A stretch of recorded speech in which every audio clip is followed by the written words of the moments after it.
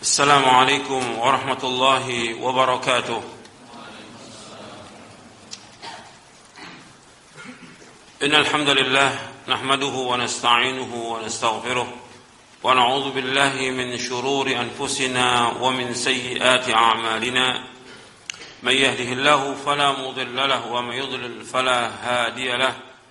أشهد أن لا إله إلا الله وحده لا شريك له وأشهد أن محمدا عبده ورسوله. يا أيها الذين آمنوا اتقوا الله حق تقاته ولا تموتن إلا وأنتم مسلمون.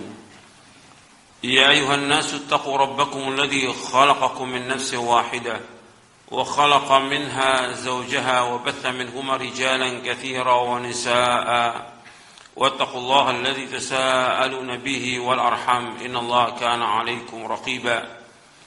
يا أيها الذين آمنوا اتقوا الله وقولوا قولا سديدا يصلح لكم أعمالكم ويغفر لكم ذنوبكم ومن يطع الله ورسوله فقد فاز فوزا عظيما.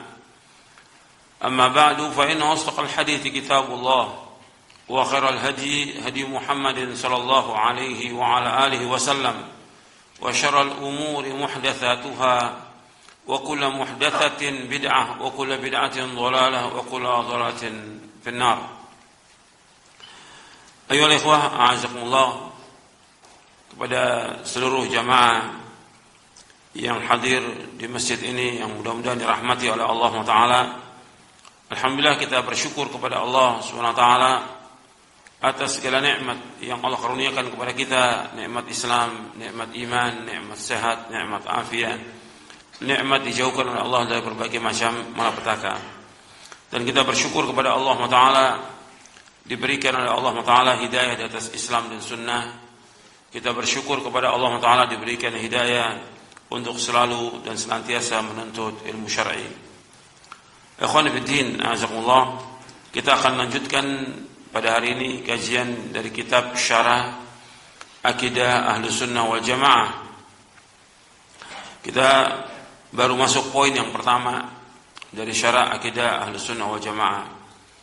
Sebelum kita lanjutkan dari kitab ini, ada beberapa poin yang perlu saya sampaikan, karena ini sudah membahas tentang prinsip dalam kita beragama dan juga menjelaskan tentang keindahan dan kesempurnaan agama Islam. Dari apa yang sudah kita bahas, dari prinsip agama yang wajib kita yakini, yang wajib kita pahami, yang wajib kita yakini, yang wajib kita amalkan. Yang pertama, bahwa agama Islam satu-satunya agama yang hak, agama yang benar, agama yang diridhai oleh Allah Ta'ala. Selain Islam tidak akan diterima oleh Allah Ta'ala. Itu yang sudah kita bahas. Dalilnya banyak dalam ayat Al-Quran yang sudah kita bahas juga. Inna dina indallahi al-Islam. Sesungguhnya agama yang diridhai di sisi Allah agama Islam. Allah juga berfirman, wa may yabtaghi ghairal islami dinan fala yuqbala min wa huwa fil akhirati minal khasirin. Barang siapa mencari agama selain Islam tidak akan diterima oleh Allah, dan di akhirat termasuk orang-orang yang merugi. Nabi juga bersabda sallallahu alaihi wasallam, walladzi nafsu Muhammadin biyadihi لا يسمع بي أحد من هذه الأمة يهودي ولا نصراني ثم يموت ولم يؤمن بالذي أرسلت به إلا كان من أصحاب النار. Demi Allah yang diri Muhammad di tangannya, tidaklah mendengar aku diutus siapa saja, apakah dia Yahudi atau dia Nasrani, kemudian dia tidak beriman dengan apa yang aku bawa, maka dia pasti menjadi penghuni neraka. Hadis ini sahih, diriwayatkan oleh Imam Muslim dari sahabat Abu Hurairah radhiyallahu anhu. Ini prinsip yang pertama. Prinsip yang kedua yang sudah kita bahas juga, bahwa agama Islam ini agama ilmu. Agama Islam agama ilmu. Jadi kita dalam beragama ini harus punya dalil dari Quran dan Sunnah ala fahmi salaf. Bukan kata orang, bukan kata ustaz, bukan kata kiai, bukan kata tuan guru, bukan kata habib, bukan kata ulama, tapi kata dalil. kata Quran, kata sunnah. Ini penting dalam kita beragama dan hidup di bawah naungan Al-Quran wa sunnah ala fahmi salaf merupakan kehidupan yang membawa kepada ketenangan, ketentraman, kebahagiaan, dan membawa manusia ke surga. Harus dengan ilmu. Agama Islam agama ilmu. Karena itu Allah berfirman di dalam surah Al-Isra, surah 17 ayat 36, "Wala taqfu ma laysa laka bihi ilmun, inna as-sam'a wal basara wal fuada kullu ulaika kana mas'ula." Jangan kamu ikut apa yang kamu tidak tahu. Karena sungguhnya pendengaran, mata dan hati akan ditanya oleh Allah Ta'ala. Jadi agama Islam agama ilmu. Agama Islam agama dalil. Agama Islam agama hujjah. Hatta kepada kaum musyrikin, Nabi mengatakan kepada mereka sebagaimana Allah firmankan dalam surah Al-An'am, "Nabbi'uni bi'ilmin in kuntum shadiqin." Sampaikan kepadaku dengan ilmu jika kalian orang yang jujur. Harus dengan ilmu. Seperti Allah sebutkan juga dalam surah Al-Baqarah di ayat 111 tentang dakwahan atau angan-angan pernyataan orang Yahudi dan Nasrani yang mereka mengatakan bahwa mereka lah yang berhak menjadi penghuni surga. Allah katakan bahwa itu angan-angan. Allah berfirman dalam surah Al-Baqarah ayat 111, "Wa qalu la yadkhulul jannata illa man kana hudan aw nasara tilka amaniyuhum qul hatu burhanakum in kuntum shadiqin." Mereka berkata bahwa tidak akan masuk surga kecuali orang Yahudi atau Nasrani. Kata Allah, tilka amaniyuhum, itu angan-angan mereka, itu khayalan mereka. Qul hatu burhanakum in kuntum shadiqin. Mana bukti kamu? Mana hujah kamu? Mana dalil kamu jika kamu orang yang jujur? Mereka enggak punya dalil. Sama sekali enggak punya dalil. Jadi agama Islam agama dalil. Agama Islam agama hujjah. Yang berhak untuk masuk surga orang Islam. Yang berhak untuk masuk orang Islam. Orang kafir tidak akan masuk surga selama-lamanya. Orang Islam yang masuk Islam, orang Islam yang masuk surga kata Nabi SAW. Dalam hadis yang sahih yang diriwayatkan oleh Imam Bukhari, Nabi bersabda, "La yadkhulul jannata illa nafsun muslimah." Tidak akan masuk surga kecuali jiwa yang muslim.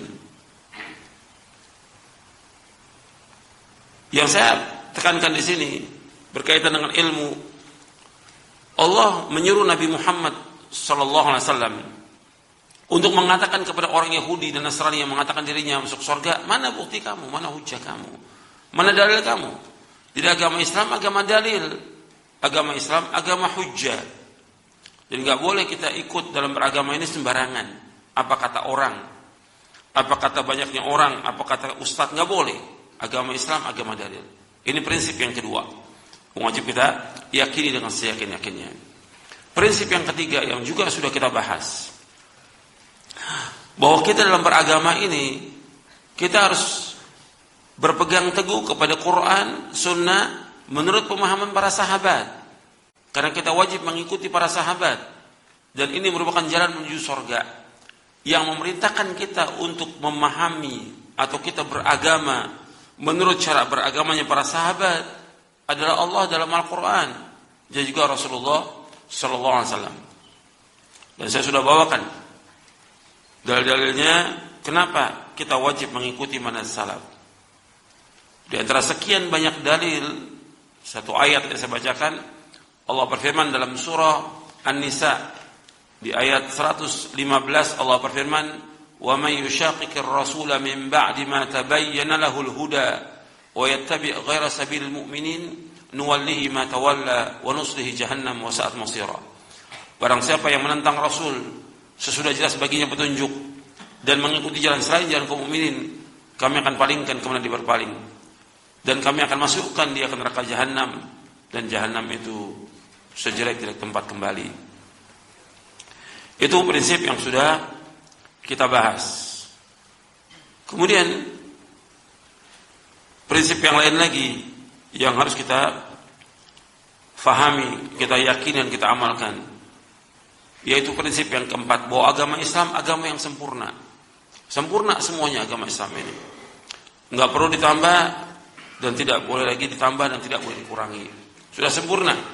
Karena Allah berfirman di dalam surah Al-Maidah di ayat 3, "Al-yawma akmaltu lakum dinakum wa atmamtu 'alaikum ni'mati wa raditu lakumul Islam madina." Pada hari ini aku telah sempurnakan bagimu agamamu. Aku telah cukupkan nikmatku atasmu dan aku ridho Islam jadi agama bagimu. Sempurna agama Islam ini. Jadi apa yang membawa manusia ke surga, Nabi sudah jelaskan. Yang membawa manusia ke neraka, Nabi sudah jelaskan. Sampai Nabi bersabda sallallahu alaihi wasallam, "Ma baqiya syai'un yuqarribu minal jannati wa yuba'idu minan nari illa wa qad buyyina lakum." Tidak tersisa sedikit pun dari agama Islam ini. Apa saja yang mendekatkan dari kalian ke surga sudah dijelaskan, dan apa saja yang mendekatkan dari kalian ke neraka sudah dijelaskan. Hadis ini sahih diriwayatkan oleh Imam Tabrani dalam Mu'jamul Kabir. Jadi apa saja yang membawa manusia ke surga Nabi sudah jelaskan. Yang membawa manusia ke neraka Nabi sudah jelaskan. Dan juga pernah Salman Al-Farisi, Salman Al-Khair radhiyallahu anhu arda, ditanya oleh kaum musyrikin, apakah Nabi kamu mengajarkan kepada kamu segala sesuatu, hatta tentang tata cara buang air? Dijawab oleh Salman radhiyallahu an, ajal, yakni na'am, iya. Artinya Nabi mengajarkan kepada kami segala sesuatu sampai tentang tata cara buang air. Hadis ini sahih diriwayatkan oleh Imam Muslim dalam sahihnya. Kalau tentang tata cara buang air dijelaskan oleh Rasulullah, tidak mungkin Rasul tidak menjelaskan tentang masalah akidah. Enggak mungkin Nabi enggak menjelaskan tentang masalah manhaj. Enggak mungkin Nabi enggak jelaskan tentang masalah tauhid. Ya mungkin. Nabi jelaskan semuanya lengkap. Bagaimana kita beragama, bagaimana kita beribadah kepada Allah Subhanahu wa taala. Bab yang pokok, Allah menciptakan kita untuk ibadah, enggak mungkin Nabi enggak jelaskan. Wa ma khalaqtul jinna wal insa illa liya'budun. Tidak aku ciptakan jin dan manusia untuk beribadah kepadaku. Yang kita wajib tahu bagaimana tentang Allah, bagaimana sifat-sifatnya, bagaimana nama-namanya. Itu sudah jelas. Allah jelaskan dalam Al-Quran lengkap semuanya. Dan Nabi juga jelaskan kewajiban kita untuk mengimani. Jadi agama Islam sudah sempurna. Jadi kalau masalah buang air Nabi jelaskan, masalah adab Nabi jelaskan, nggak mungkin Nabi tidak jelaskan tentang masalah akidah. Nabi sudah jelaskan semuanya. Tinggal kewajiban umat Islam ini untuk mengikuti. Makanya prinsip yang kelima, bahwa dalam kita beragama ini kewajiban kita untuk taat, dan ini sudah kita bahas. Sami'na wa ata'na, taslim. Ketika dibawakan dalil, dibawakan hujah, jangan membantah. Jangan bantah. Jangan gunakan akal kita. Akal ini diciptakan oleh Allah untuk tunduk kepada wahyu, untuk memikirkan semua ciptaan Allah, untuk memahami, untuk tunduk, untuk taslim, dan kita untuk mengamalkannya. Ketika akal ini digunakan untuk membantah, maka pasti sesat. Pasti sesat. Makanya orang yang beriman ketika datang dalil dari Quran dan Sunnah, kewajiban dia sami'na wa ata'na. Dia wajib untuk taslim.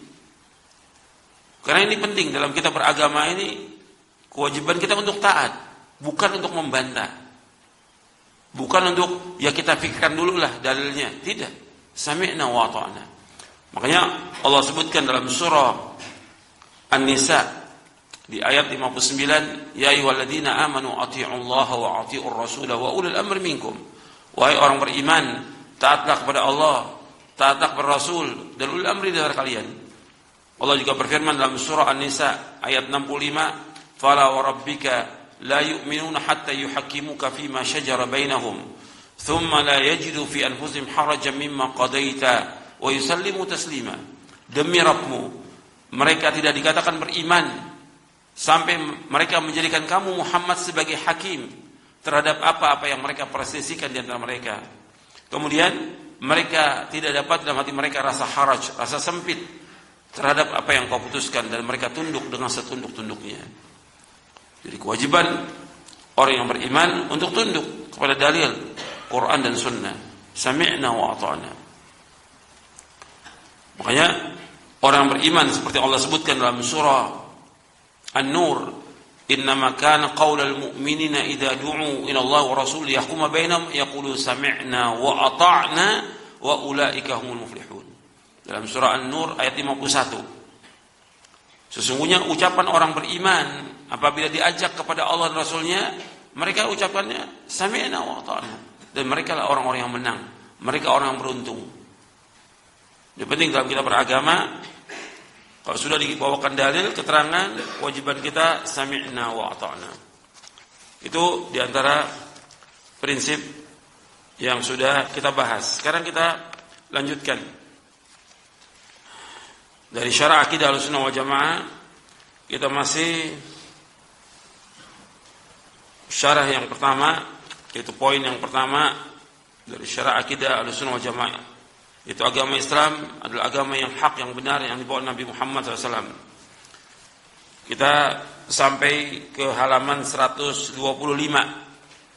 untuk melihat syarah akidah Ahlussunnah wal Jamaah, halaman 125. Di halaman 124 tentang surah At-Taubah ayat 33 sudah kita bahas, dan sudah saya bawakan penjelasan dan tafsirnya dari tafsir Taisir Karimur Rahman fi Tafsir Kalamul Mannan oleh Syekh Abdurrahman bin Nasir As-Sa'di. Kemudian ayat dalam surah An-Nur juga sudah kita baca, bahwa Allah berjanji kepada orang beriman dan beramal soleh, mereka akan dijadikan sebagai pemimpin dan berkuasa di muka bumi. Allah berfirman, wa'adallahu alladhina amanu minkum wa 'amilus solihati la yastakhlifannahum fil ardi kama istakhlafa alladhina min qablihim wa liyumakkinanna lahum dinahum alladhi irtada lahum wa liyubaddilannahum min ba'di khawfihim amna ya'budunani la yushrikuna bi syai'a wa man kafara ba'da dzalika fa ulaika humul fasiqun. Dan Allah telah menjanjikan kepada orang-orang yang beriman di antara kamu dan mengerjakan amal soleh, bahwa sungguh Allah akan menjadikan mereka berkuasa di muka bumi ini, sebagaimana Allah telah menjadikan orang-orang sebelum mereka berkuasa. Dan sungguh Allah akan meneguhkan bagi mereka agama yang telah diridhoinya untuk mereka. Dan Allah benar-benar akan mengubah keadaan mereka setelah mereka berada dalam ketakutan menjadi aman sentosa. Mereka tetap beribadah kepadaku dengan tidak mempersekutukan aku dengan sesuatu apapun juga. Dan barang siapa yang tetap kafir setelah janji itu, maka mereka itulah orang-orang yang fasik. Ayat ini sudah dibuktikan, artinya dipenuhi oleh Allah di zaman Rasulullah SAW, dan kemudian disempurnakan pada zaman Khulafaur Rasyidin dan seterusnya. Arti Allah berjanji kepada orang beriman, beramal soleh, dijadikan mereka berkuasa di muka bumi, dikuasai belahan timur dan barat. Jadi mulai di zamannya Umar bin Khattab radhiyallahu anhu, kemudian Utsman, kemudian Ali radhiyallahu anhu ajma'in, itu berkuasa Islam ini di bagian timur dan barat, sebagaimana telah berkuasa orang-orang sebelum mereka. Allah redho, dan Allah ganti, tadinya mereka takut dan kemudian mereka diberikan rasa aman. Tapi syaratnya mereka tetap beribadah kepadaku, kata Allah, dan tidak menyekutukan aku. Tapi setelah itu berubah lagi seperti yang kita lihat sekarang ini. Karena apa? Mereka jauh dari sumber Islam ini, Quran wa sunnah ala fahmi salaf. Dan banyaknya firqah-firqah yang sesat. Dan mereka terkena fitnah syubuhat, fitnah syahwat, terutama fitnah tentang masalah dunia. Maka bertambah mundur seperti yang kita lihat sekarang ini umat Islam. Dan yang paling pokok, mereka jauh dari Quran dan Sunnah dan menyalahi sunnah Nabi SAW. Maka Nabi bersabda SAW dalam hadis yang sahih yang diriwayatkan oleh Imam Ahmad dan Abu Daud. Nabi bersabda SAW, wa ju'ina dhillatu was-sagharu 'ala man khalafa amri. Dijadikan kehinaan dan kerendahan bagi orang-orang yang menyalahi perintahku. Jadi umat Islam ini rendah dan hina. Dan Nabi juga bersabda dalam riwayat Abu Daud, "Sallallahu alaikum dzullan la yanzi'uhu hatta tarji'u ila dinikum."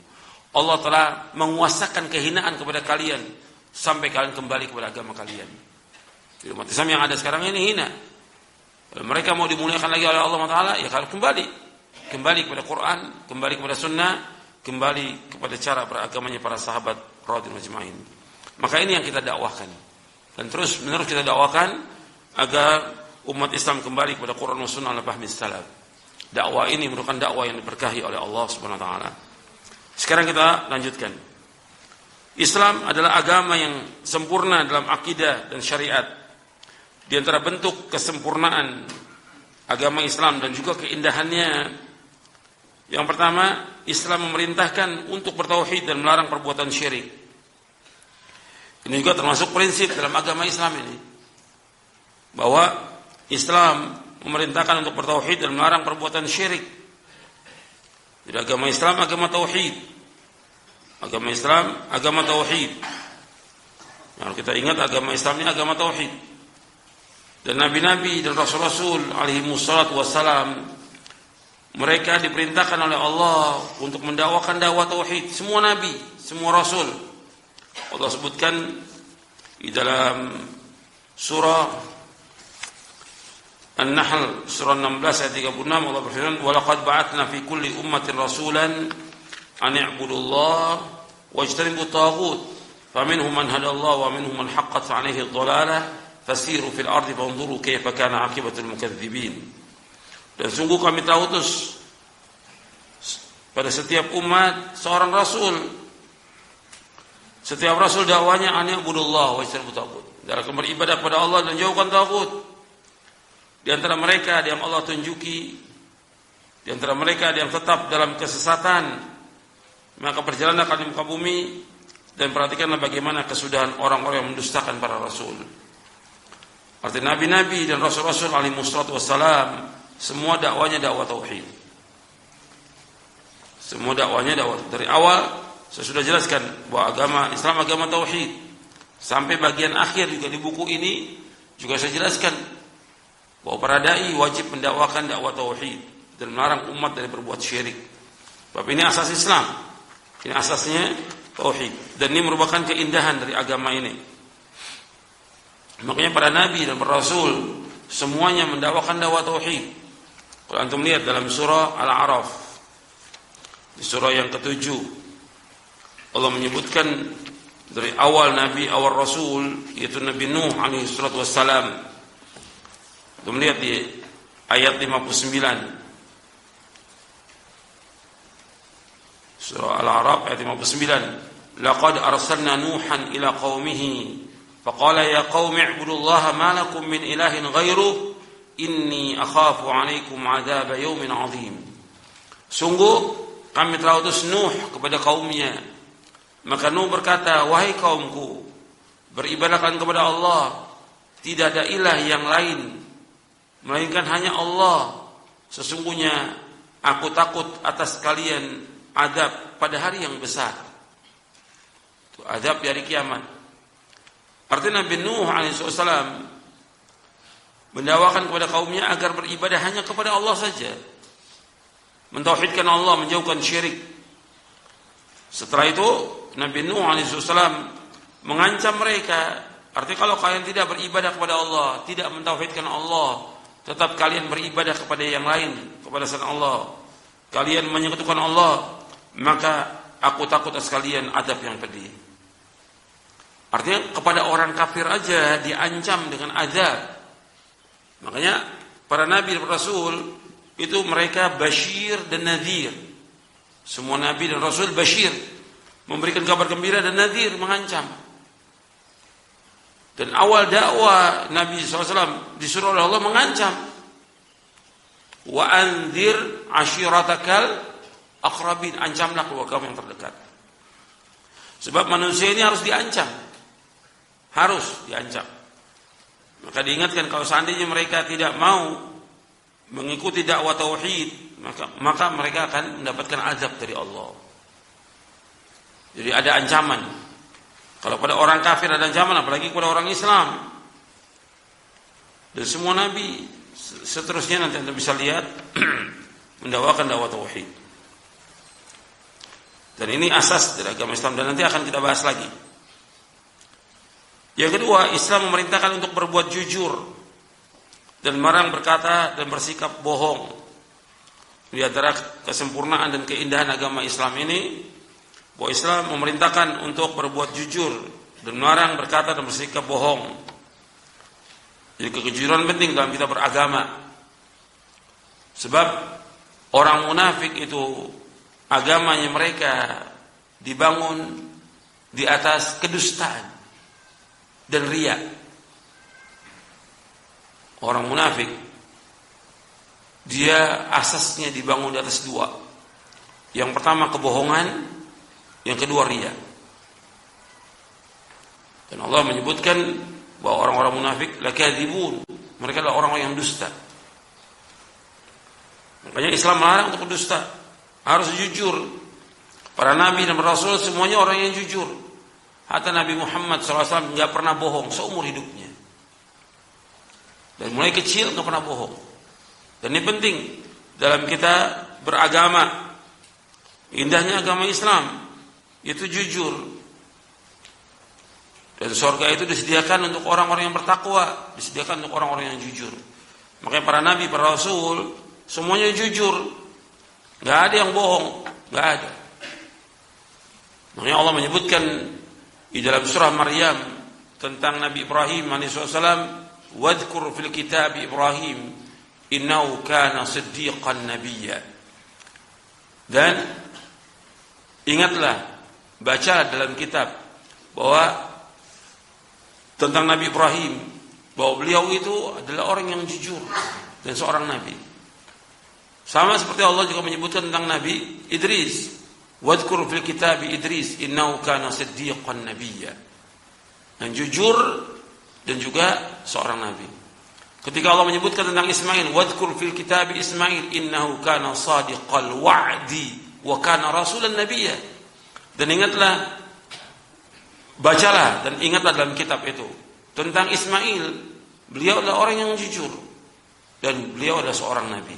Shadiqal wa'di, jujur dan benar dalam janjinya, nggak pernah bohong. Kata janji itu jujur dan nggak pernah bohong. Makanya asas agama Islam ini agama yang jujur. Dan para sahabat semua jujur. Makanya Allah berfirman dalam surah At-Taubah, Allah berfirman, ya ayyuhalladzina amanu taqullaha wa kunu ma'as shadiqin. Wahai orang beriman, bertakwalah kepada Allah dan janganlah kalian bersama orang-orang yang jujur. Itu bersama para sahabat harus jujur kita. Dan Nabi SAW di surah At-Taubah ayat 119, dan Nabi SAW menyuruh kita untuk jujur. Karena jujur ini akan membawa manusia kepada kebaikan dan membawa manusia ke surga. Sedangkan bohong, dusta itu akan membawa kepada kejahatan, keburukan, dan akan membawa manusia ke neraka. Ini harus kita didik diri kita, istri kita, anak kita, jangan bohong. Hatta dia salah, harus ngakui kesalahannya, jangan bohong. Kalau sekarang ini banyak orang yang bohong. Orang awam bohong, penuntut ilmu bohong, ustadznya juga bohong. Nggak ada keberkahan dalam dakwahnya. Tidak ada sama sekali keberkahan dalam dakwahnya. Bahkan membawakan hadis yang palsu, berbohong atas nama Nabi SAW, membohongi umat. Kalau para dai demikian, tukang bohong, ini akan kerusakan, yang ada kerusakan. Tidak ada keindahan dalam agama ini. Dan semuanya, kalau kita lihat seperti itu, hatta pejabatnya bohong. Makanya jujur ini penting dalam kita beragama. Dan Nabi SAW bersabda dalam hadis yang sahih yang diriwayatkan oleh Imam Ahmad, Bukhari dan Muslim dari sahabat Abdullah bin Mas'ud radhiyallahu an, Nabi bersabda, "Alaikum bis-sidqi fa inna sidqa yahdi ila al-birr wa innal birra yahdi ila al-jannah. Wa la yazalu ar-rajulu yasduqu wa yataharra sidqa hatta yuktaba 'inda Allahi siddiqa. Wa iyyakum wal kadhiba fa innal kadhiba yahdi ila al-fujur wa innal fujura yahdi ila an-nar. Wa la yazalu ar-rajulu yakdhibu wa yataharra al-kadhiba hatta yuktaba 'inda Allahi kadzdzaba." Akhrajahu Ahmad wal Bukhari wa Muslim. Kata Nabi SAW, hendaklah kalian jujur, selalu jujur, karena jujur itu akan membawa kalian kepada kebaikan, dan kebaikan akan membawa kalian ke surga. dan tetaplah seorang selalu jujur dan berkata jujur dan bersikap jujur, maka Allah akan tulis dia termasuk orang yang jujur. Dan jauhkan dari kamu dari bohong, dari dusta. Karena bohong, dusta akan membawa manusia kepada keburukan, kejelekan, kejahatan. Dan keburukan, kejelekan, kejahatan akan membawa manusia ke neraka. Dan tetaplah seorang itu selalu berdusta dan berbohong, maka Allah tulis dia termasuk tukang bohong. Jadi bohong ini nggak ada ketenangan bagi manusia. Jujur membawa ketenangan. Dalam hadis riwayat Tirmidzi, inna sidqa tuma'nina wal kadhiba riba. Bahwa jujur akan membawa manusia kepada ketenangan. Sedangkan dusta, bohong itu nggak akan membawa kepada ketenangan. Selalu ragu. Selalu dia bingung. Itu karena bohong. Maka bohong ini sumber kejahatan. Antum lihat aja. Kalau antum punya saudara bohong, teman bohong, itu akan membawa kepada kejahatan, keburukan, dan tidak ada keberkahan dalam rumah tangganya. Maka ini jujur penting. Islam ini agama kejujuran dan melarang berkata dan bersikap bohong. Makanya orang yang jujur ini akan dimasukkan ke surga. Allah mengisahkan tentang Nabi Isa alaihissalam. Nabi Isa jujur. Nabi Isa nggak pernah berkata bahwa dia anak Tuhan. Nggak pernah dia berkata bahwa dia Tuhan, tidak. Jujur. Maka Allah sebutkan tentang Isa alaihissalam di akhir surah Al-Maidah. Allah masukkan ke dalam surga, dan itu yang bermanfaat. Di akhir surah Al-Maidah Allah sebutkan, qala Allahu hadzal yaumu yanfa'u as-sadiqina sidquhum lahum jannatun tajri min tahtiha al-anharu khalidina fiha abada radhiyallahu anhum wa radu an dzalika al-fawzul 'adzim. Kata Allah Taala, ini hari yang bermanfaat orang-orang yang jujur dengan kejujurannya. Bagi mereka surga-surga yang mengalir di bawahnya sungai-sungai, mereka kekal dalamnya selama-lamanya. Allah ridho kepada mereka, mereka ridho kepada Allah. Demikian kemenangan yang besar. Nabi Isa jujur, nggak pernah dusta. Nggak pernah Nabi Isa alaihissalam mengatakan bahwa dia sebagai Tuhan atau anak Tuhan. Makanya Allah menegur, lihat di atasnya di ayat 116 dan 117. Allah berfirman, wa idh qala Allahu ya Isa ibn Maryam a anta qulta lin-nasi ittakhiduni wa ummi ilahaini min dunillah qala subhanak ma yakunu li an aqula ma laysa li bihaqq in kuntu qultuhu faqad 'alimta ta'lamu ma fi nafsi wa la a'lamu ma fi nafsik innaka anta 'allamul ghuyub ma qultu lahum illa ma amartani bihi an i'budu Allah rabbi wa rabbakum wa kuntu 'alaihim shahidan ma dumtu fihim wa kuntu 'alaihim shahidan ma dumtu fihim falamma tawaffaytani kunta anta ar-raqib 'alaihim wa anta 'ala kulli syai'in syahid. Ingatlah tatkala Allah berkata kepada Nabi Isa bin Maryam alaihi salatu wassalam, apakah engkau mengatakan kepada manusia, jadikanlah aku dan ibuku sebagai dua Tuhan selain Allah? Isa berkata, maha suci engkau ya Allah, tidak patut bagiku untuk mengatakan apa-apa yang aku tidak berhak padanya. Jika aku mengatakannya, engkau mengetahui apa yang ada pada diriku, dan aku tidak mengetahui apa yang ada pada dirimu. Sesungguhnya engkaulah yang mengetahui semua yang gaib. Tidaklah aku mengatakan kepada mereka melainkan apa yang engkau perintahkan kepadaku, agar kalian beribadah hanya kepada Allah. Nabi Isa mengatakan kepada umatnya, kepada pengikutnya, ani ibudullaha rabbi wa rabbakum. Hendaklah kalian beribadah hanya kepada Allah, Rabbku dan Rabb kalian. Wa kuntu 'alaihim syahidan ma dumtu fihim, dan aku menjadi saksi atas mereka ketika aku berada di tengah-tengah mereka. Falamma tawaffaitani, tatkala engkau sudah mengangkat aku ke langit, engkau menjadi pengawas dan penjaga atas mereka. Wa anta 'ala kulli syai'in syahid, dan engkau menyaksikan atas segala sesuatu. Setelah itu baru Allah sebutkan di ayat 19-nya tentang kejujuran Nabi Isa. Jadi orang yang jujur itu dimasukkan ke surga. Jadi yang bohong di sini adalah orang-orang Nasrani yang mengatakan Isa sebagai Tuhan, dan tidak ada di Injil yang asli pengakuan sebagai Tuhan, tidak ada sama sekali, atau anak Tuhan. Ini kebohongan. Maka orang jujur itu akan dimasukkan oleh Allah ke dalam surga. Makanya kita harus jujur. Agama Islam agama kejujuran dan melarang bersikap bohong. Yang ketiga, Islam memerintahkan untuk berbuat adil dan melarang bersikap zalim. Jadi Islam menyuruh untuk adil. Karena agama Islam agama keadilan. Al-Quran diturunkan semuanya adil. Dan Nabi membawa syariat ini semuanya penuh dengan keadilan. Semua beritanya benar dan semua hukumnya adil. Semua perintah larangan itu adil. Dan Allah memerintahkan kita untuk berlaku adil. Antum lihat ayatnya. Di sini ada di surah An-Nahl ayat 90, antum lihat di halaman 128. Innallaha ya'muru bil 'adli wal ihsan wa ita'i dzil qurba wa yanha 'anil fahsya'i wal munkar wal baghi ya'idukum la'allakum tadhakkarun. Sesungguhnya Allah menyuruh kalian berlaku adil dan berbuat kebajikan, memberi bantuan kepada kaum kerabat, dan Allah melarang dari perbuatan keji, kemungkaran dan permusuhan. Allah memberi pengajaran kepada kamu agar kamu dapat mengambil pelajaran. Jadi Allah menyuruh kita untuk berlaku adil. I'dilu huwa aqrabu littaqwa. Berlaku adillah, karena itu lebih dekat kepada ketakwaan. Jadi Islam menyuruh untuk berlaku adil. Agama Islam agama keadilan, enggak pernah zalim.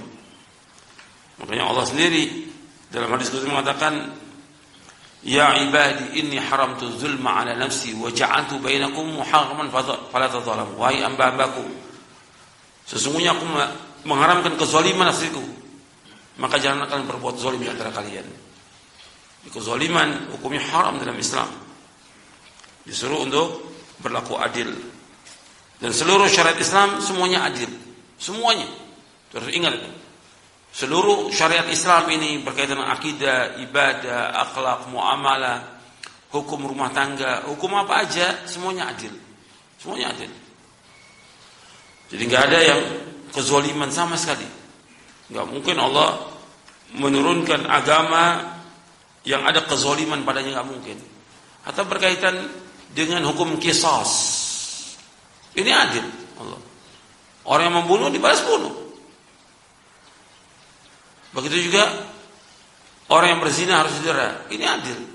Orang yang sudah nikah dia berzina harus direjam. Ini adil. Semua orang yang mencuri dipotong tangannya. Ini semuanya keadilan. Semua agama Islam agama keadilan. Gak ada kezaliman sama sekali. Ya, semuanya adil. Jadi seluruh hukum Islam itu semuanya adil. Semua beritanya Al-Quran ini semuanya benar dan hukumnya adil. Jadi sidqan wa adla, jujur dalam beritanya dan benar dalam hukumnya. Enggak ada kezaliman sama sekali. Kemudian yang keempat, Islam memerintahkan untuk bersikap amanah dan melarang bersikap khianat. Jadi Islam memerintahkan untuk amanah dan melarang bersikap khianat. Dan amanah ini pernah ditawarkan kepada langit dan bumi. Untuk melihat di akhir surah Al-Ahzab, inna aradna al-amanata 'ala as-samawati wal ardi wal jibal fa abayna yahmilnaha wa ashfaqna minha wa hamala al-insan innahu kana zaluman jahula. Surah Al-Ahzab di ayat 72. Satu ayat sebelum akhir. Inna aradna al-amanata 'ala as-samawati wal ardi wal jibal fa abayna yahmilnaha wa ashfaqna minha wa hamala al-insan innahu kana zaluman jahula. Sesungguhnya kami tawarkan amanah ini kepada langit dan bumi, kepada gunung. Mereka semuanya menolak untuk memikul amanah ini. Dan mereka takut. Dan kemudian amanah ini dipikul oleh manusia. Sesungguhnya manusia sangat zalim dan manusia sangat bodoh.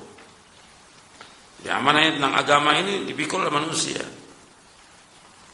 Dan Allah sudah sebutkan manusia ini sangat zalim dan sangat bodoh. Tapi tetap Allah merintahkan kepada manusia untuk berlaku amanah, jangan khianat. Enggak boleh sekali-kali manusia ini khianat dalam dia beragama. Ketika dia khianat, maka yang terjadi kerusakan. Dan manusia ini akan mengkhianati apa? Amanah mereka. Untuk melihat dalam surah Al-Anfal di ayat 27.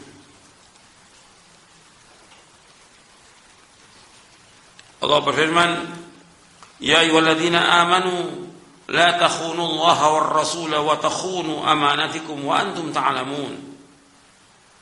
Wahai orang beriman, janganlah kamu mengkhianati Allah dan Rasulnya, maka kalian akan mengkhianati amanah kalian dan kalian mengetahuinya. Disuruh kita untuk amanah, melaksanakan agama ini dengan benar, sesuai dengan Quran dan Sunnah. Jangan khianat. Dan sifat orang munafik itu khianat. Allah menyebutkan, Nabi menyebutkan tentang sifat orang munafik, idza haddatsa kadzaba wa idza wa'ada akhlafa wa idza tumina khan. Orang munafik apabila berkata mesti dusta dia. Kalau dia berjanji dia khianat. Apabila berjanji menyangka janji. Apabila diberikan amanah dia khianat. Itu orang munafik. Makanya kita enggak boleh. Kita harus laksanakan amanah yang Allah bebankan kepada kita sebagai seorang mukmin, melaksanakan agama ini dengan benar. Kalau kita sebagai kepala rumah tangga, kita wajib melaksanakan amanah sebagai kepala rumah tangga, mendidik istri dan anak dari jalan yang benar. Kalau kita sebagai pengurus masjid, yayasan, atau yang lainnya, atau pejabat, harus amanah. Laksanakan itu, tugas. Enggak boleh kita khianat. Kalau diberikan uang, kita harus amanah. Enggak boleh berkurang uang itu. Harus amanah. Enggak boleh khianat. Dan luas pembahasan tentang amanah ini. Kita mengajarkan amanah. Begitu juga dalam dakwah seorang dai, dia wajib menyampaikan kebenaran. Harus disampaikan, enggak boleh sembunyikan. Dan enggak boleh ditakut kepada manusia. Enggak boleh takut celaan manusia. Wala yakhafuna laumata laim. Enggak takut celaan orang mencela. Dia menyampaikan kebenaran. Dia sudah belajar agama ini, diberikan oleh Allah ilmu sedikit, dia harus menyampaikan agama ini. Asasnya agama adalah tauhid. Asasnya agama kejujuran. Dia harus sampaikan. Enggak boleh dia khianat, dan banyak orang khianat. Tidak disampaikan kebenaran, disembunyikan. Makanya azabnya berat itu. Orang-orang yang menyembunyikan kebenaran itu berat azabnya, seperti yang Allah sebutkan dalam surah Al-Baqarah di ayat 159 dan seterusnya. Bahwa orang-orang yang menyembunyikan kebenaran karena dia khianat. Mestinya seorang dai itu menyampaikan kebenaran, Quran wa sunnah ala fahmi salaf, dan dia harus menyampaikan juga tentang tauhid. Enggak boleh sembunyikan. Ketika mereka menyembunyikan, itu Allah azab mereka dengan azab yang pedih. Di ayat 159. Dilaknat dia oleh Allah, dilaknat oleh semua yang melaknat. Bahkan kalau kita lihat lagi di ayat 174-nya, Allah sebutkan orang-orang yang menyebutkan ilmu yang dia khianat ini. Dia pada hakikatnya makan apa? Makan api. Dan tempat mereka api neraka. Di ayat 159 Allah sebutkan innal ladzina yaktumuna ma anzalna minal bayyinati wal huda min ba'di ma bayyanahu lin-nasi fil kitabi ulaika yal'anuhumullah wa yal'anuhumul la'inun. Sesungguhnya orang menyembunyikan apa yang kami turunkan dari keterangan-keterangan dan petunjuk sesudah kami jelaskan kepada manusia di dalam kitab, mereka adalah orang-orang yang dilaknat oleh Allah dan dilaknat oleh orang melaknat. Di 159. Di 174-nya Allah berfirman, innal ladzina yaktumuna ma anzalallahu minal kitabi wa yashtaruna bihi thamanan qalila ulaika ma yaquluna fi butunihim illa an-nara wa la yukallimuhumullahu yawmal qiyamati wa la yuzakkihim wa lahum 'adzabun alim. Orang-orang yang sesungguhnya orang-orang yang menyembunyikan apa yang kami turunkan, apa yang Allah turunkan dari Alkitab, dan mereka menjualnya dengan harga yang sedikit. Artinya mereka membelinya dengan harga yang sedikit. Artinya mereka sembunyikan ilmu agama ini karena ingin mengharapkan apa? Dunia. Sedikit dunia ini. Hatta dia dapat uang 1 juta, 100 juta, 1 miliar, atau 1 triliun, itu nggak ada artinya dibandingkan dengan sorga. Dia jual agama ini dengan apa? Dengan dunia. Kata Allah, orang-orang seperti itu, ulaika ma yaquluna fi butunihim illa an-nara. Mereka adalah orang-orang yang tidak makan ke dalam perut mereka kecuali api. Wala yukallimuhumullah yaumal qiyamah, dan Allah enggak akan mengajak bicara mereka pada hari kiamat. Wala yuzakkihim, Allah enggak akan bersihkan mereka. Walahum adzabun alim. Mereka adalah mendapatkan azab yang pedih. Di 175 yang mengatakan, ulaika alladziina ishtaraw dhalata bil huda wal 'adzaba bil maghfirah, fama asbarahum 'alan nar. Mereka adalah orang-orang yang telah menjual petunjuk dengan kesesatan. Allah sudah kasih petunjuk, dikasih hidayah dan Al-Quran dan Sunnah. Tapi apa? Karena dia pengen dunia, pengen kedudukan, pengen jabatan, pengen harta, disembunyikan, disesatkan umat ini oleh mereka. Maka mereka itu telah menukar petunjuk dengan kesesatan, dan mereka menukar ampunan Allah dengan azabnya. Maka alangkah sabarnya mereka dengan neraka. Alangkah sabarnya. Allah pakai dengan kalimat alangkah sabarnya. Kita hidup nggak punya apa-apa. Kita sebagai seorang dai nggak punya apa-apa, miskin nggak punya apa-apa. Tapi kita menyampaikan kebenaran meskipun dihina, difitnah, paling cuma 10 tahun atau 20 tahun.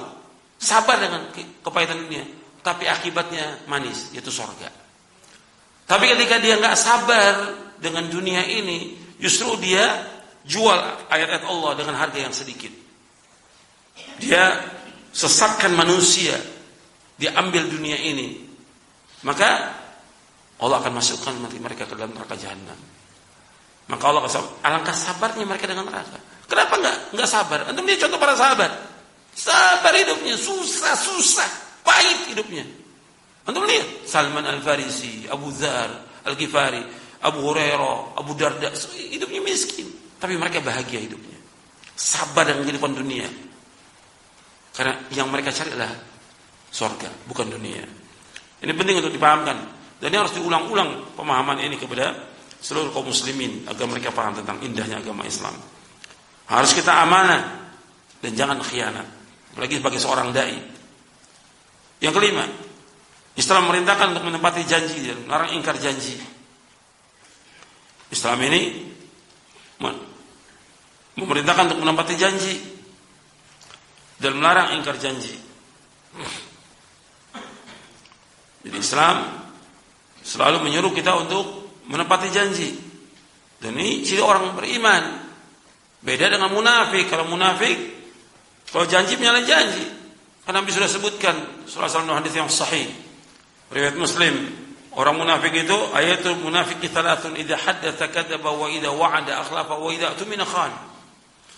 Ciri orang munafik itu 3, apabila dia berkata dusta, apabila berjanji menyalahi janji, apabila diberikan amanah khianat.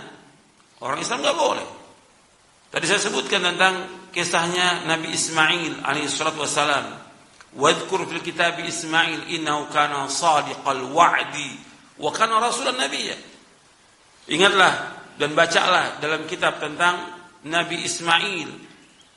Nabi Ismail shadiqal wa'di, jujur janjinya, enggak pernah menyalahi janji. Wa kana rasul nabi. Hatta bapaknya mimpinya para nabi wahyu. Perhatikan tuh, mimpinya para nabi wahyu. Nabi Ibrahim bermimpi akan menyembelih anaknya Ismail yang ditunggu-tunggu puluhan tahun. Nabi Ismail lahir, anak ini Nabi Ibrahim bermimpi menyembelih anaknya, disampaikan kepada anaknya, karena dia menepati janji, laksanakan ayahku, karena ini benar. Ini mau disembelih, terima. Allah ganti dengan dzibhun azim, dengan binatang yang ternak yang besar. Ya, orang kalau jujur ditolong oleh Allah SWT dan selalu menepati janji. Dan Allah akan tanya ini. Allah berfirman dalam surah Al-Maidah ayat pertama, ya ayyuhalladzina amanu aufu bil 'uqud. Wahai yang beriman, penuhilah janji kamu. Dan Allah berfirman lagi dalam surah Al-Isra, wa aufu bil ahdi innal ahda kana mas'ula. Sempurnakanlah janji, karena janji itu akan ditanya oleh Allah. Dan kalau kita lihat sekarang banyak orang-orang yang tidak menepati janji ini. Dia menepati janji. Bahkan sudah disumpah lagi. Ya, pegawai, pejabat, semuanya disumpah. Dan mereka sudah berjanji. Tapi kemudian apa? Mereka menyalahi janji. Bahkan mereka merusak. Ini berat. Akan ditanya Allah di hari kiamat nanti. Berat ini. Ya, para pegawai dan yang lainnya, dia sudah disumpah dan dia wajib menepati janji.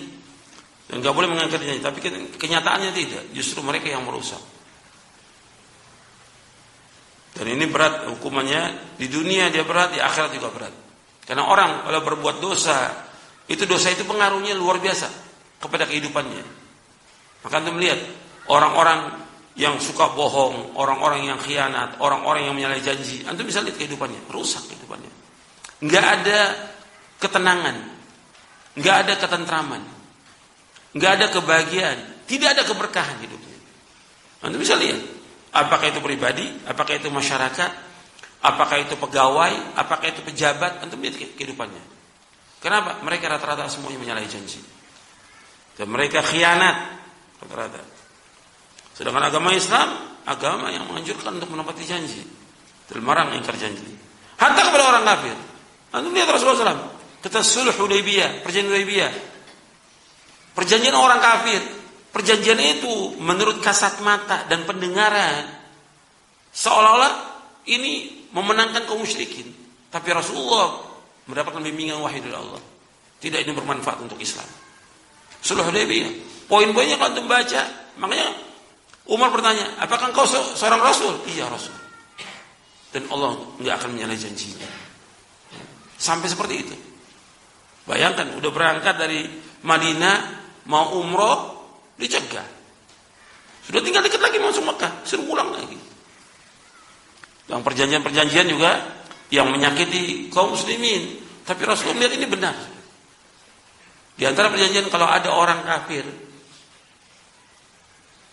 masuk Islam, kemudian datang ke Madinah, harus kembalikan. Harus dikembalikan. Sepertinya ini tidak adil, tapi di sini justru manfaat. Kenapa? Mereka disuruh kembalikan, nggak mau kembali. Mana ada orang Islam mau kembali kepada kemusyrikan? Nggak mau. Akhirnya apa? Mereka berkumpul di suatu tempat. Nah, setiap ada kaum musyrikin lewat, mereka bunuh.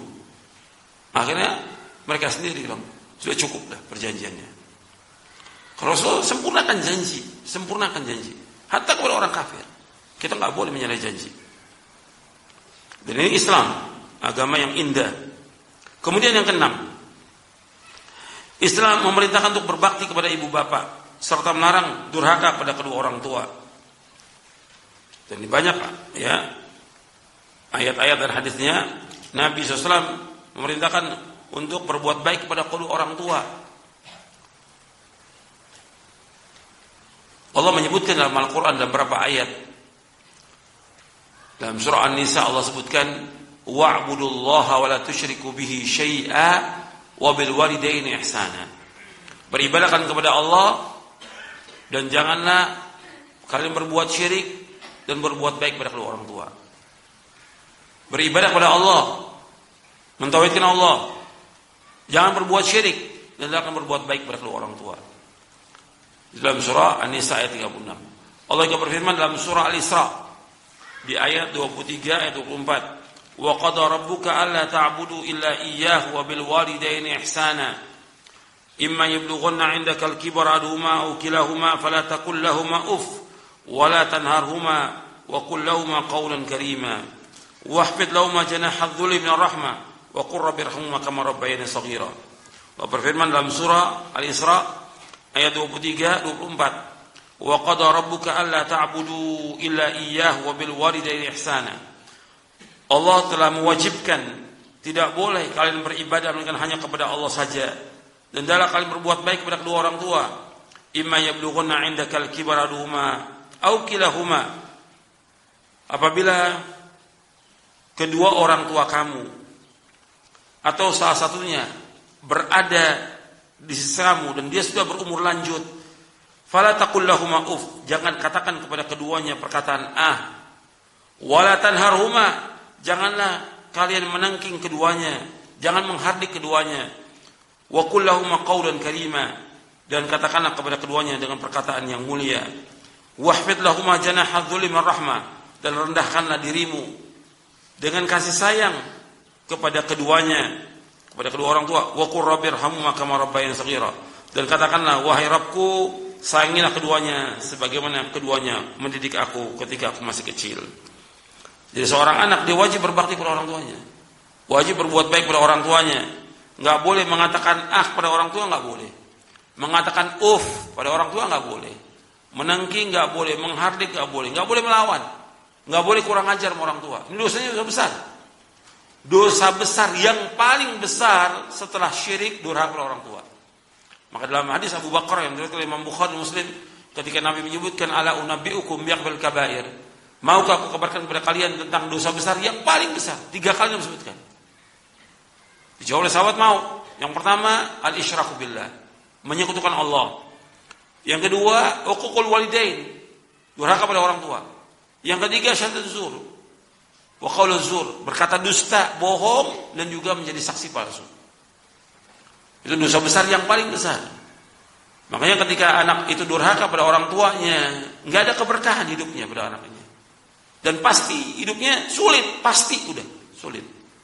Meskipun dia kaya, dia tidak bahagia dan tidak akan bahagia. Kalau anak yang durhaka nggak akan bahagia hidupnya, tidak akan bahagia. Dan nanti di hari kiamat dia masuk neraka. Sebab Nabi sudah memastikan anak durhaka tidak masuk surga. Kata Nabi SAW, la yadkhulul jannata aq liwalidayhi. Tidak akan masuk surga itu al-aq liwalidayhi. Kata Nabi dalam hadis yang sahih yang diriwayatkan oleh Imam Ahmad dan Ibnu Hibban, kata Nabi, thalathun la yadkhulul jannah wa la yanzuru Allah ilaihim yaumil qiyamah, al-aq liwalidayhi wal mar'atul mutarajjilatul mutasyabbihatu birrijal wa dayyuth. Ada 3 golongan yang tidak masuk surga dan Allah enggak akan melihat mereka pada hari kiamat. Artinya Allah enggak mau melihat mereka. Yang pertama, anak yang durhaka kepada kedua orang tuanya. Yang kedua, perempuan yang menyerupai laki-laki. Yang ketiga, dayyuth. Dalam riwayat Imam Ahmad disebutkan ad-dayyuth alladhi yuqirru fi ahli al-khubth. Dayyuth itu seorang yang membiarkan kejelekan pada keluarganya. Keluarganya berbuat kejelekan, maksiat, atau berzina anaknya dengan pacaran, itu dibiarkan. Ini dayyuth namanya. Ini 3 golongan yang tidak masuk surga dan Allah tidak akan melihat pada hari kiamat. Yang pertama, anak yang durhaka pada orang tuanya. Yang kedua, perempuan yang menyerupai laki-laki. Yang ketiga, dayyuth, yang membiarkan kejelekan pada keluarganya. Jadi seorang anak itu wajib berbuat baik pada orang tua. Dan ini indahnya Islam, indahnya agama Islam. Makanya harus dia untuk berbuat baik kepada orang tuanya. Jasanya orang tua nggak bisa dibalas sama Allah juga. Susah payah orang tua. Dari mulai mengandung anaknya sampai melahirkan. Untuk bisa lihat bagaimana ngurus anak itu sejak dia lahir, masih kecil. Semua diberikan makan oleh ibunya yang mencari nafkah bapaknya. Kemudian juga dia diurus, artinya mandinya, membuang kotoran, diceboki anak itu, diberikan makan dan segala macam semuanya. Dan ibunya, makanya Nabi menyuruh untuk berbuat baik kepada ibu 3 kali. Ummuka, ummuka, ummuka, thumma abu. Ibumu, ibumu, ibumu, pun bapakmu. Jadi seorang anak harus berbuat baik pada orang tuanya. Dan kesempatan kalau orang tua antum masih hidup, kesempatan berbuat baik. Jangan menghardik orang tua, jangan menengking orang tua, jangan berkata yang kasar pada orang tua. Dan antum harus taat pada orang tua. Sami'na wa ata'na. Itu jalan selamat, itu jalan keberkahan, itu jalan kebahagiaan. Tapi ketika dia kurang ajar, nggak akan bahagia hidupnya. Mesti banyak masalah, mesti banyak problem, mesti banyak muskilah dalam hidupnya. Karena apa? Tidak taat pada orang tuanya. Tapi ketika anak ini berbuat baik, akan mendapatkan kebahagiaan, keberkahan. Dan kita harus berbuat baik pada orang tua. Karena jasanya orang tua nggak bisa dibalas dengan apapun juga. Hatta kita ngasih gaji kita semuanya kepada orang tua, belum bisa membalas kebaikannya.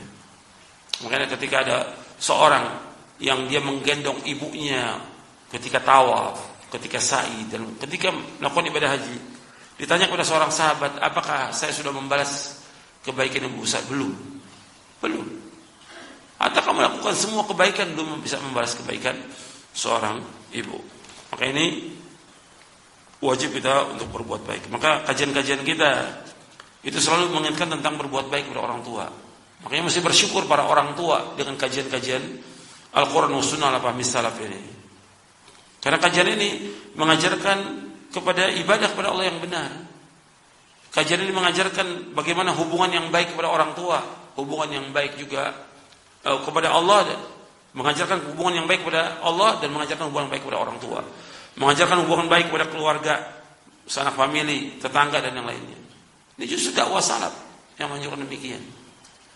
Dakwah yang barokah. Makanya bersyukur para orang tua dengan ada kajian-kajian seperti ini. Jadi anaknya justru dianjurkan untuk mengaji, bukan dilarang. Karena mengajarkan kepada kebenaran yang membawa manusia ke surga. Ya, saya pikir cukup sampai di sini. Mudah-mudahan yang kita kaji bermanfaat untuk saya dan untuk antum sekalian. Kurang lebihnya saya mohon maaf. Wassalamualaikum warahmatullahi wabarakatuh. Subhanakallah wa bihamdik. Asyhadu an la ilaha illa anta astaghfiruka wa atubu ilaik. Assalamualaikum warahmatullahi wabarakatuh.